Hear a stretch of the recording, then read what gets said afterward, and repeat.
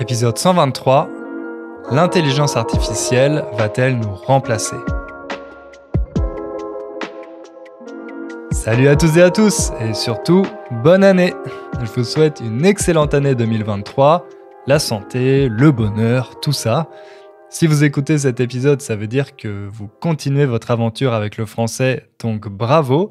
Vous pourriez être en train de regarder une série confortablement assis dans votre canapé, mais non. Vous avez décidé d'écouter un podcast sur l'intelligence artificielle en français, ce qui demande un peu plus d'effort et de concentration, on va pas se le cacher. Mais comme d'habitude, je vais faire mon maximum pour que vous ne vous ennuyiez pas. Vous le savez, quand une nouvelle année commence, on a toujours un petit pic de motivation. Moi, par exemple, j'ai commencé un nouveau programme à la salle de sport. Je vous ai avoué dans le dernier épisode de 2022 que j'avais un peu perdu ma motivation pour aller à la salle de sport. Mais là, j'ai trouvé un programme sur 3 mois qui est adapté à mon niveau, avec des exercices bien expliqués, le nombre de séries à faire et un tracker pour mesurer mes progrès. Ça semble pas grand-chose, mais ça m'a remotivé pour aller à la salle de sport parce que maintenant, j'ai un objectif clair et à chaque séance, je sais exactement ce que j'ai à faire. Même si je le sais depuis longtemps, j'avais oublié à quel point c'est important de casser la routine en se fixant de nouveaux objectifs. Et justement, si vous avez ce problème avec votre français, si vous avez l'impression d'avoir atteint un plateau et que vous avez un peu perdu votre motivation, on a le programme qu'il vous faut chez Inner French. Je vous en ai déjà parlé, il s'appelle Build a Strong Core. Et si je vous en parle aujourd'hui, c'est parce que nous allons rouvrir les inscriptions mercredi. Alors, Build a Strong Core, c'est un cours qui va vous aider à dépasser le plateau intermédiaire en vous donnant une feuille de route, une roadmap, avec une leçon à faire chaque jour, une leçon dans laquelle vous en apprendrez plus sur la société française et le monde francophone. Et dans ce cours, contrairement au podcast, il y a aussi des leçons de grammaire avec plus de 120 exercices pour pratiquer. Et en plus, vous avez un espace pour poser toutes vos questions à Anya et à moi et organiser des conversations avec les autres élèves du cours. Donc, si ça vous intéresse, rendez-vous sur innerfrench.com mercredi pour trouver toutes les informations et vous inscrire.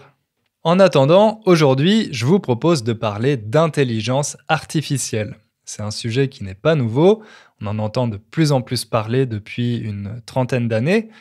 Pour ceux qui ne savent pas ce qu'est l'intelligence artificielle, c'est un domaine de l'informatique qui vise à créer des machines capables de simuler l'intelligence humaine. Ça inclut des activités comme la résolution de problèmes, l'apprentissage automatique et la prise de décision.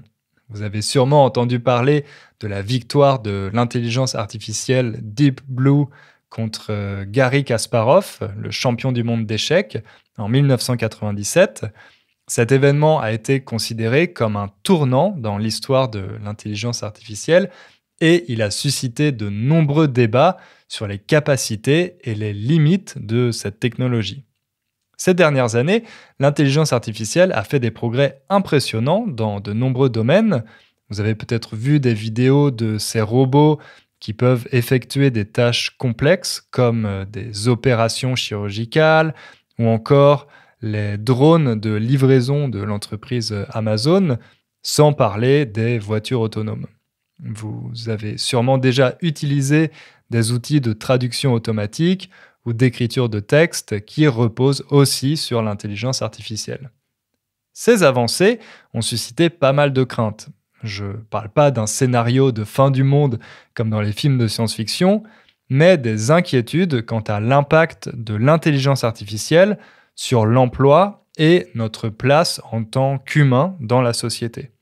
Certains sont persuadés que les machines vont finir par remplacer les humains. Mais est-ce que ces inquiétudes sont fondées ? C'est la question à laquelle je vais essayer de répondre aujourd'hui. La science-fiction a souvent été un terrain d'exploration pour les auteurs et les artistes qui ont imaginé des mondes futuristes peuplés de robots et d'intelligence artificielle. Ces représentations de l'intelligence artificielle ont souvent reflété les craintes et les espoirs de l'époque. Et ils ont contribué à façonner notre perception de cette technologie. L'un des premiers exemples qui me vient à l'esprit, c'est le film Blade Runner, sorti en 1982. Dans ce film, on suit les aventures de Rick Deckard, un Blade Runner qui doit traquer et éliminer des androïdes en fuite. Ces androïdes, appelés Replicant, ont été créés pour travailler dans des conditions extrêmes et ils sont pratiquement impossibles à différencier des humains. Le film pose la question de l'identité et de la conscience de ces androïdes et de leur place dans la société. Un autre exemple plus récent, c'est le film Her, sorti en 2013. Dans ce film, on suit le personnage de Theodore qui tombe amoureux de Samantha, une intelligence artificielle. Samantha est capable de s'adapter à ses préférences et de lui offrir une compagnie idéale, mais cette relation pose la question de l'humanité et de la conscience de Samantha. Le film interroge également l'impact de l'intelligence artificielle sur les relations humaines et sur notre perception de nous-mêmes. Ces deux exemples montrent que l'intelligence artificielle dans la science-fiction peut être source de crainte, comme la possibilité que les machines prennent le contrôle ou menacent l'humanité. Mais elle peut aussi être source d'espoir, comme la possibilité de créer des intelligences artificielles supérieures à l'intelligence humaine ou de trouver de nouvelles formes de relations et de communication. En outre, l'intelligence artificielle dans la science-fiction peut nous offrir des enseignements à propos de notre époque. Par exemple, les auteurs de science-fiction ont souvent mis en avant les risques liés à la dépendance vis-à-vis des machines ou à la perte d'emploi.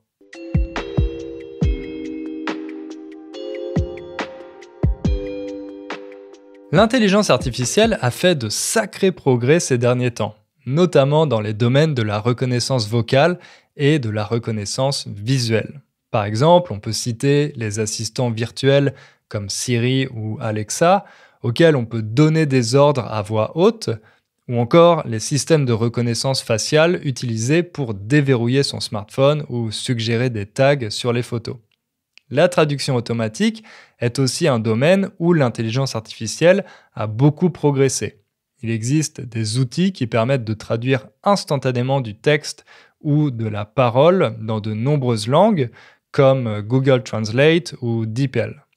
Ces outils sont de plus en plus précis et fiables, même s'ils ont encore des limites et peuvent parfois produire des traductions qui sont un peu bizarres ou qui ne correspondent pas tout à fait au sens original.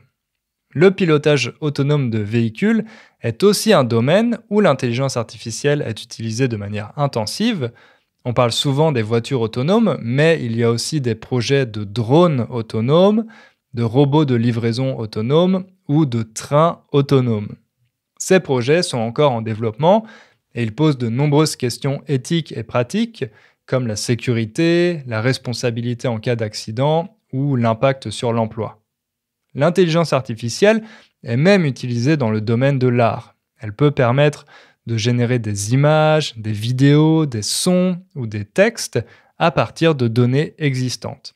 Par exemple, en 2018, un collectif d'artistes français nommé Obvious a présenté une œuvre intitulée Portrait of Edmond de Bellamy, qui était un portrait généré par une intelligence artificielle à partir de milliers d'autres portraits. L'œuvre a été présentée dans une galerie d'art à Paris et elle a été vendue aux enchères pour 432 000 €. En 2021, la startup Playform AI a entraîné une intelligence artificielle à imiter le style de Beethoven pour finir sa 10e symphonie, en utilisant quelques notes que Beethoven avait laissées avant de mourir. Ces deux exemples montrent que l'intelligence artificielle peut être utilisée de manière très convaincante pour créer des œuvres artistiques et que les limites entre l'art créé par des humains et l'art créé par l'intelligence artificielle peuvent être difficiles à déterminer. Mais l'utilisation de l'intelligence artificielle dans l'art fait débat pour plusieurs raisons. Déjà, Il faut savoir que l'intelligence artificielle ne peut pas créer une œuvre d'art ou un morceau de musique à partir de zéro. Elle a besoin qu'on la nourrisse avec des œuvres existantes, des œuvres créées par des humains. Et les résultats, les œuvres créées par l'intelligence artificielle, dépendent principalement de la qualité et de la quantité des œuvres qu'on lui fournit. Du coup, il y a des questions éthiques qui se posent. Par exemple, est-ce que ces créations sont une forme de plagiat? Ensuite, il y a aussi des questions esthétiques. Certaines personnes trouvent que l'art créé par l'intelligence artificielle ne vaut pas l'art créé par des humains, parce que ça manque de sensibilité, de profondeur ou de signification. D'autres, en revanche, trouvent que l'art créé par l'intelligence artificielle peut être intéressant et original parce qu'il propose de nouvelles perspectives et de nouvelles interprétations. Et puis, il y a aussi des questions qui se posent sur la place et le rôle de l'artiste dans le processus de création. Certaines personnes trouvent que l'utilisation de l'intelligence artificielle pour faire de l'art, ça réduit la place de l'artiste et ça le dévalue, parce que ça le prive de son rôle de créateur. D'autres, en revanche, trouvent que c'est une occasion pour l'artiste de développer de nouvelles compétences et de s'ouvrir à de nouvelles possibilités de création. Mais on peut se demander quelle est l'utilité réelle de l'intelligence artificielle. Est-ce que toutes ces inventions sont seulement des gadgets ou est-ce qu'elles représentent de vrais progrès?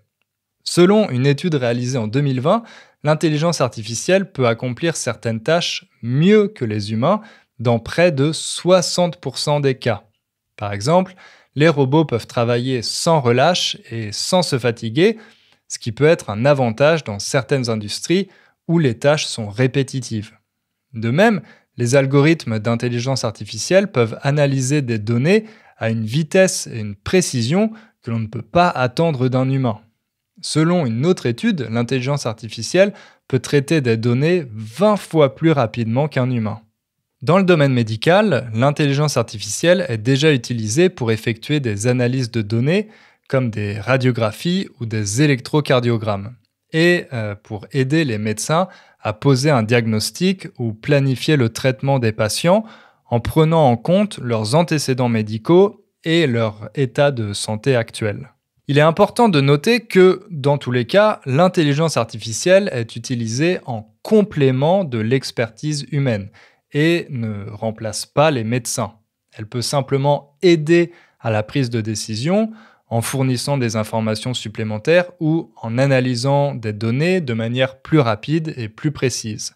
Mais si l'intelligence artificielle réussit déjà à réaliser des tâches aussi complexes qu'établir un diagnostic médical, on peut s'inquiéter pour l'avenir des postes moins qualifiés. Selon les projections de l'Organisation internationale du travail, près de 85% des emplois qui sont aujourd'hui occupés par des humains pourraient être automatisés d'ici 2035, ce qui entraînerait une augmentation du chômage.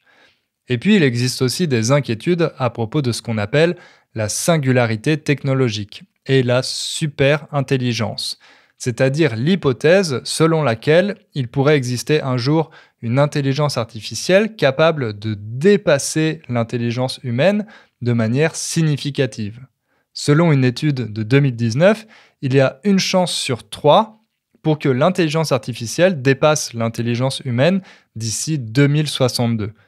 Si l'on parvient à créer une intelligence artificielle qui est capable de raisonner, de s'adapter et de s'approprier de nouvelles connaissances de manière autonome, ça pourrait avoir des conséquences importantes sur notre place dans la société et sur notre façon de travailler et de vivre.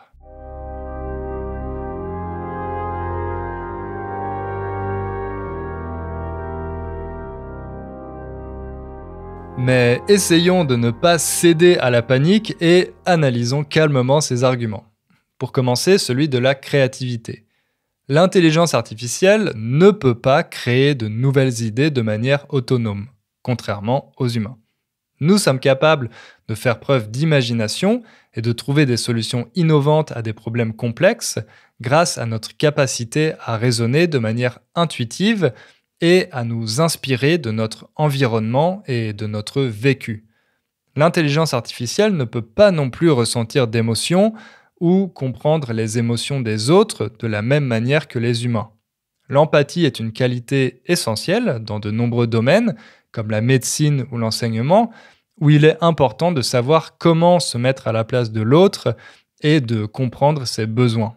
Par exemple, un médecin qui prend le temps d'écouter ses patients et de comprendre leur état d'esprit peut mieux les soigner et leur apporter un soutien psychologique.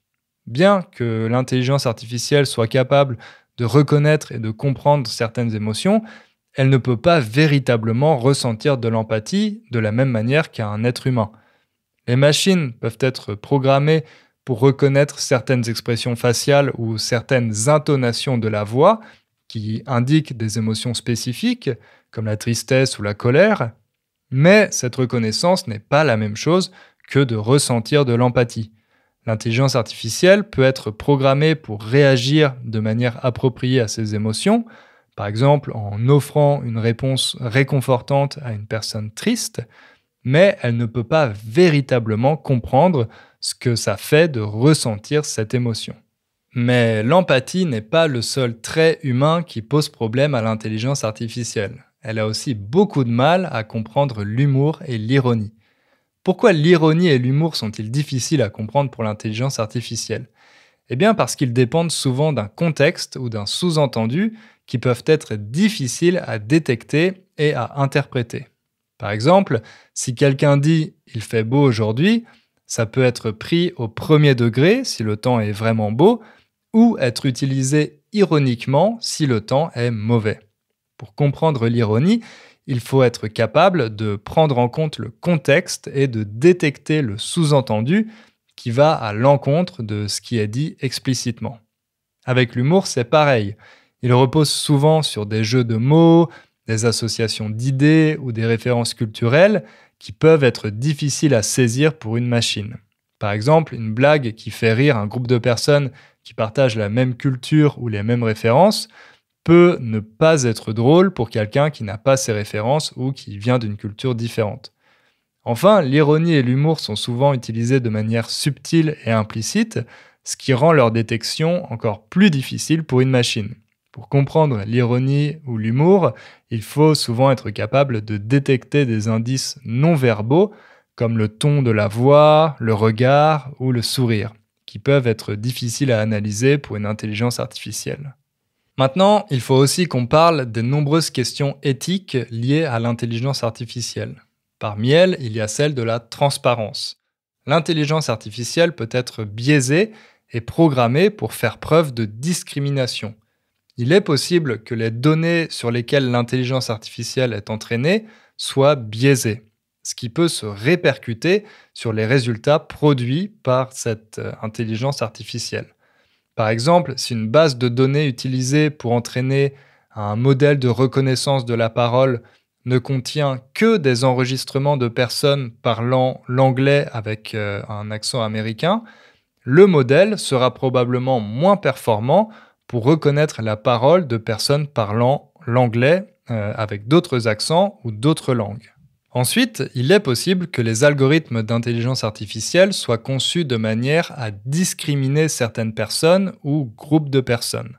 Par exemple, un algorithme de recrutement qui utilise l'intelligence artificielle pour prédire la performance des candidats peut être entraîné sur des données de performance passées qui peuvent être biaisées en faveur de certains groupes de personnes par rapport à d'autres.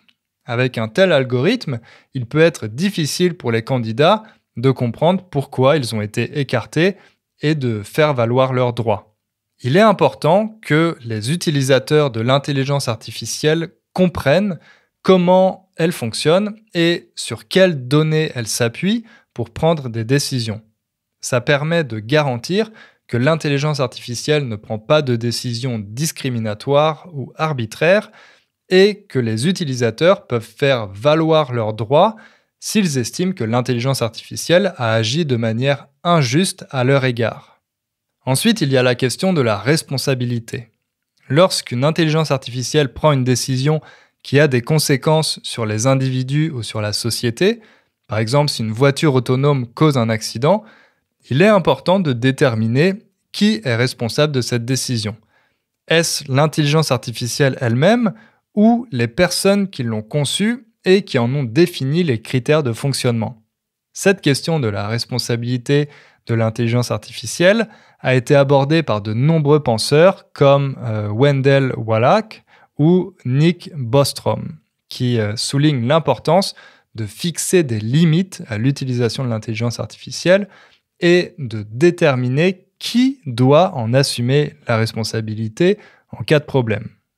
Et enfin, il y a bien sûr la question des inégalités économiques. L'utilisation de l'intelligence artificielle peut avoir un impact sur l'emploi et sur la répartition des revenus dans la société. Si l'intelligence artificielle fait disparaître tous les emplois peu qualifiés, ça renforcera les inégalités économiques.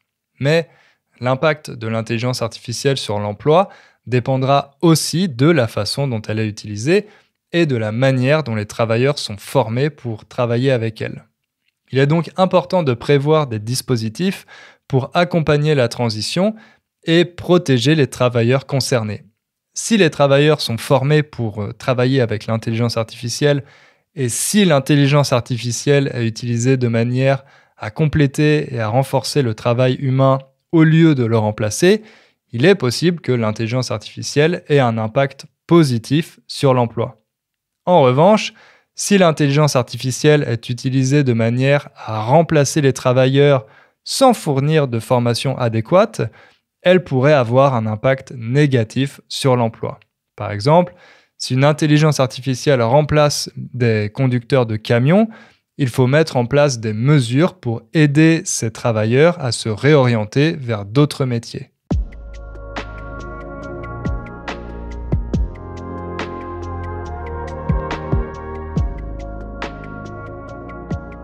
Donc, pour résumer, l'intelligence artificielle est une technologie qui évolue constamment et qui soulève plein de questions et de défis. On a vu qu'elle est déjà utilisée dans un tas de domaines, allant de la recherche médicale à la peinture, mais utiliser l'intelligence artificielle soulève aussi des considérations éthiques liées à la transparence, à la responsabilité et à son impact économique. Et pour répondre à la question de savoir si l'intelligence artificielle va remplacer les humains, c'est difficile de donner une réponse définitive. Oui, l'intelligence artificielle peut remplacer certaines tâches ou certaines activités, mais elle ne peut pas remplacer la créativité, la sensibilité et l'empathie qui sont propres aux humains. Mais il faut quand même rester vigilant et s'assurer que l'intelligence artificielle soit utilisée de manière responsable et éthique pour éviter que les avancées technologiques se fassent au détriment de l'être humain. Et à votre avis, est-ce que l'intelligence artificielle pourra remplacer les podcasteurs un jour? Si vous pensez que c'est impossible, j'ai une petite confidence à vous faire. C'est pas moi qui ai écrit cet épisode, mais un programme informatique qui s'appelle ChatGPT. Alors, vous êtes surpris? Est-ce que vous aviez remarqué une différence par rapport à d'habitude? Je vais poster un petit sondage sur la page de l'épisode pour que vous me disiez combien d'entre vous s'étaient doutés de quelque chose. Moi, en tout cas, j'ai été vraiment bluffé, vraiment surpris par les capacités de ChatGPT. ChatGPT, si vous n'en avez pas entendu parler, c'est un programme informatique inventé par l'entreprise OpenAI pour parler, entre guillemets, avec les gens comme s'il s'agissait d'une personne réelle. C'est pas un concept nouveau. Vous avez peut-être déjà discuté avec des chatbots sur Internet, mais ChatGPT joue vraiment dans une autre ligue. Les ingénieurs d'OpenAI lui ont donné des millions de conversations et de textes écrits par des vraies personnes pour qu'il apprenne à comprendre comment les humains communiquent.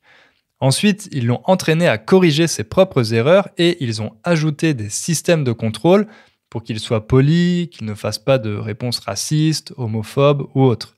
Par exemple, je lui ai posé une question sur les Français et il m'a dit qu'il ne pouvait pas y répondre parce que chaque individu est différent et qu'il ne faut pas faire de généralisation. Mais cette intelligence artificielle va encore plus loin. Vous pouvez lui demander d'écrire une histoire pour enfants dont le héros est un panda qui cherche l'amour. Il peut aussi faire une dissertation sur l'interprétation de la pensée de Nietzsche en France au XXe siècle. Il peut inventer des histoires bibliques. Il peut même écrire ou corriger le code d'un programme informatique.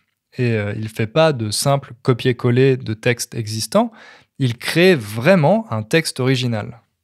En plus, vous pouvez lui demander de changer sa manière d'écrire pour s'adapter à un public particulier. Par exemple, moi, je lui ai demandé de réécrire certains passages sur un ton plus informel, comme à l'oral, et le résultat était assez convaincant, je trouve. Il utilisait des expressions comme du coup, des mises en relief. Ah oui, la mise en relief, c'est une structure qu'on utilise à l'oral en français. Par exemple, à l'écrit, on écrit Tesla est une marque de voiture électrique, mais à l'oral, avec la mise en relief, ça donne Tesla, virgule, c'est une marque de voiture électrique. Ça, c'est la mise en relief. Ah oui, parce que vous devez savoir aussi que ChatGPT parle français. Il me semble qu'il parle 4 langues, dont l'anglais et le français. Je lui ai demandé si pour le français, il traduisait à partir de l'anglais, mais il m'a répondu que non. Il a aussi été nourri avec des textes en français, donc il est capable d'écrire directement dans la langue de Molière. Bref, non seulement ChatGPT a d'énormes connaissances dans tous les domaines, mais en plus, il est capable d'utiliser ses connaissances pour construire une réponse argumentée en adaptant le style et le ton. Si vous ne l'avez pas encore essayé, je vous conseille vraiment de créer un compte et de vous amuser avec. Pour le moment, il est en phase de bêta-test, donc on peut l'utiliser gratuitement, mais peut-être pas pour longtemps. Alors évidemment, ChatGPT impressionne, mais il fait aussi peur. Par exemple, à l'école, les élèves peuvent l'utiliser pour écrire un essai ou une rédaction en quelques secondes, et c'est très difficile pour les profs de le détecter, de voir que le texte a été écrit par ChatGPT. Mon petit frère qui est au lycée m'a avoué qu'il a déjà commencé à l'utiliser, et que les profs n'y ont vu que du feu.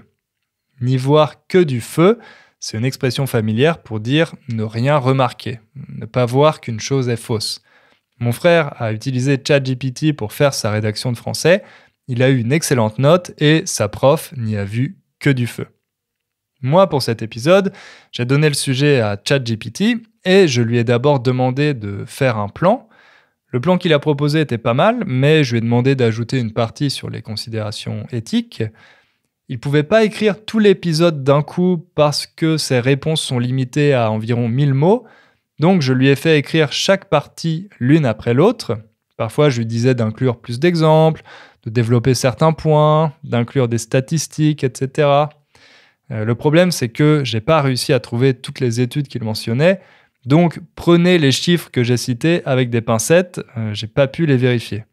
Et puis, pour que l'ensemble reste cohérent, j'ai dû ajouter quelques phrases de transition. Si vous allez lire la transcription sur le site, vous verrez que j'ai mis en évidence les phrases qui sont de moi, mais que 99% de l'épisode a bien été écrit par ChatGPT. Maintenant, la prochaine étape, c'est de reproduire ma voix grâce à un programme de deepfake, et je pourrais entièrement me remplacer par une intelligence artificielle. Plus sérieusement, même si j'ai été impressionné par ChatGPT, il faut avouer que pour le moment, c'est plus un assistant d'écriture qu'un auteur à part entière. Il peut écrire à la manière d'eux, il peut répondre à ce qu'on lui dit, mais d'après ce que j'ai vu jusqu'ici, il n'est pas vraiment capable de développer un point de vue original. Il ne fait que reproduire, synthétiser, reconstruire les conversations qu'il a analysées en prenant en compte certains éléments de contexte, mais il a toujours besoin de la créativité de l'humain qui lui pose la question. Oui, mais jusqu'à quand ? Voilà, si cet épisode vous a plu, vous pouvez remercier ChatGPT. Si au contraire vous l'avez trouvé ennuyeux, ça me rassure un peu. Ça veut dire que je peux garder mon travail et continuer d'écrire les épisodes moi-même avec tous les défauts et les qualités de mon humanité. Un grand merci pour votre attention et à bientôt!